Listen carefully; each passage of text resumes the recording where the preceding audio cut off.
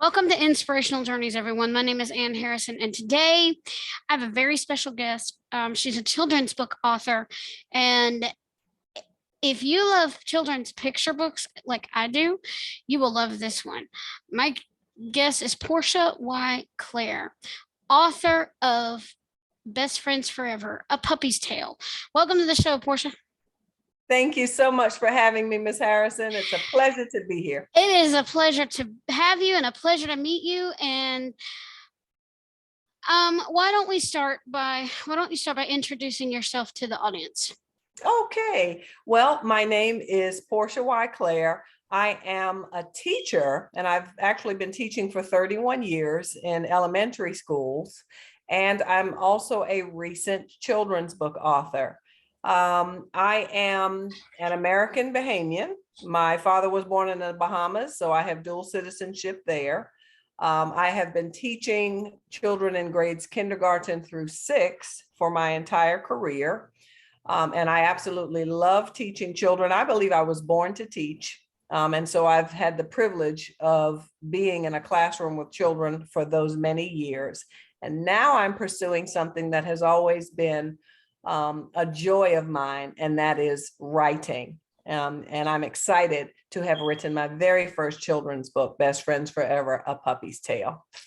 Wow, you sound like a friend of mine. She taught young children with autism, and Oh, wow. she loves, and she's writing children's books too. So that's wonderful. Yes, Sherry, if you're watching and listening, I'm talking about you. Yay, Sherry. Sherry Mercer. Yep. Had to give her a shout out there. Absolutely. So tell me, what inspired you to write children's books? Well, I think I have a love for children. And I also have seen over the years some things that children experience that perhaps books that we're reading don't necessarily address. And I wanted to share something that I thought would be helpful, particularly at this time with children. My story deals with loss and grief of a very special pet. And we've been going through quite a bit as a society with loss due to COVID. A lot of my students are losing family members and some even friends. And I thought, well, what better to do than to try to share something with them that actually was my experience that could help them through some loss that they're experiencing, perhaps with a pet or even with a person. I think the children that I teach inspire me quite a bit, and they give me ideas about things to write. And then the other thing that inspired me was my daddy. I told him for a very long time that I wanted to write children's books. And one day he asked me, Scoop, have you started writing yet? Have you done anything with those children's books that you said you wanted to write? And I told him, I said, well, Daddy, I haven't put anything on paper. I have thoughts in my head, but nothing has been written yet. And he said to me, Scoop, do it now. Now is the acceptable time. It's time for you to start writing. And so I did. Wow, that is an amazing story. So what was, I was about to say, what was the inspiration behind this children's book, but what is the message that you're trying to bring to children through Scoopy's story? Okay. Well, actually, I can share with you that this is a true story. This is actually my story. Yes, I am Scoopy. In the story, my daddy called me Scoopy. Had several nicknames for me, but Scoopy, I think, was primary for him up until he passed away. He was still calling me my nickname. And Sandy in the story was actually my dachshund. So that helped with me being able to share that story. And then that's another reason why I thought it was so appropriate for children now. And you also asked me I'm sorry, I forgot the question.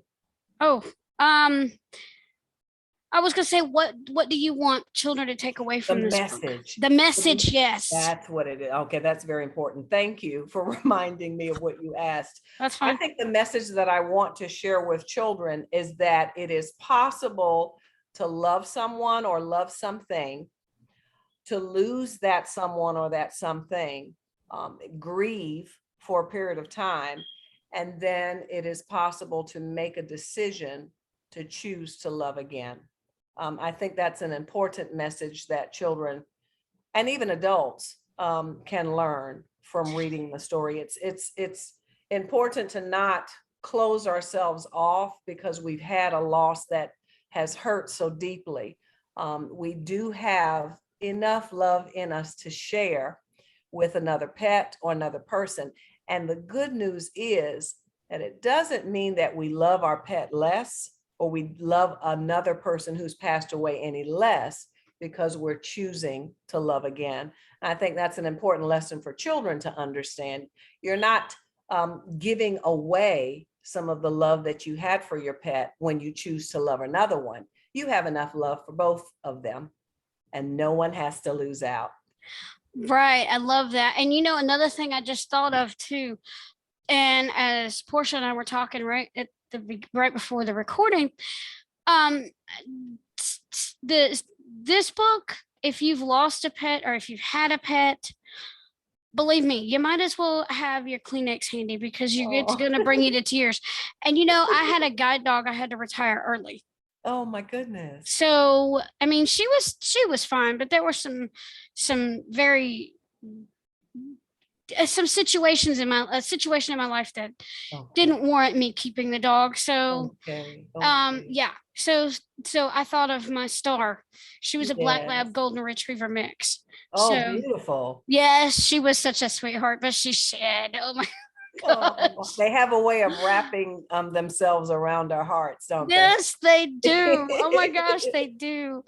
And yeah, so that's one of the things. I mean, absolutely loved it. So, do you have any tips or takeaways for the authors who want to pursue writing children's books?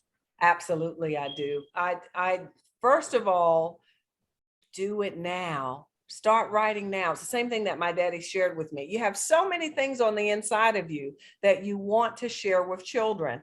Begin to write those things down. You don't have to have the full story in your brain. You might just have a sentence. You might have a theme. You might have a thought.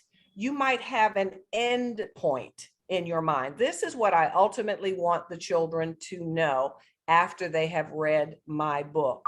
But whatever you do, begin your writing now. Jot down whatever is on your mind. And each day as you continue to do that, you're going to find that your story will grow and it will develop. And then once you have your story, and prior to that even, allow someone who is an expert at editing to see what it is that you have written down and give that person an opportunity to help make what you have written even better. Yep. Because I found that there was so much that I did not know how to do. And I was so grateful to have help from people such as an editor to help me to take my story to a different level.